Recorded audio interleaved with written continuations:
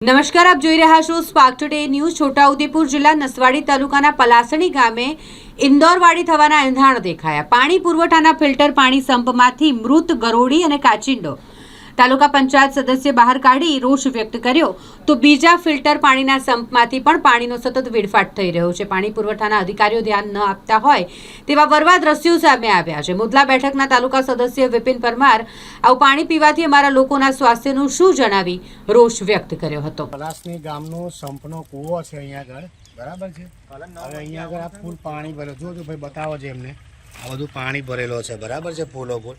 હવે અંદરથી અમે લોકો અહીંયા તપાસ કરવા આવ્યા તો અહીંયા એક મરેલી ગરોળી નીકળ્યા, તમે જોઈ શકો છો। બતાય ભાઈ એમને, આ ગામના લોકો એવું કહે છે કે ભાઈ અહીંયા પાણી શુદ્ધ છે, બરાબર। હવે આવું બધું પાણી પી ગામના લોકો તો પછી માણસ મરે કે શું થાય? આવી બી ઘણી જગ્યા પર બધી બનાવો બને છે અહીંયા આગળ મરી જવાના, બરાબર છે।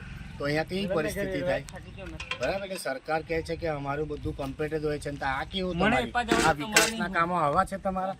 હજુ એ તો ખરું જ છે, પણ તમને બીજું બી એક બતાવું છું, તમે મારી જોડે ચાલો પાછળ આવો તો આ બાજુ।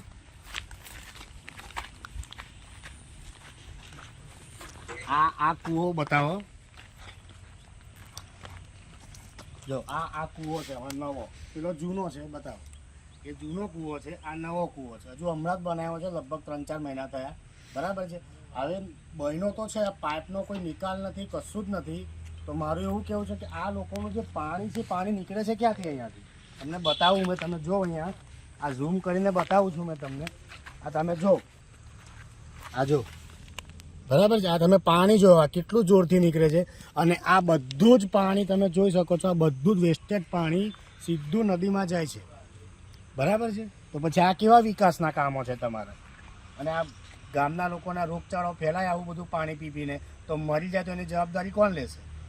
બરાબર। એટલે આ સરકારને એક વિનંતી છે કે જેટલું બને એટલું જલ્દી આનું રિપેરિંગ કરાવડાવે અને શુદ્ધ પાણી પીવાનું મળે। આ ગામની બધાની આ ઈચ્છા છે।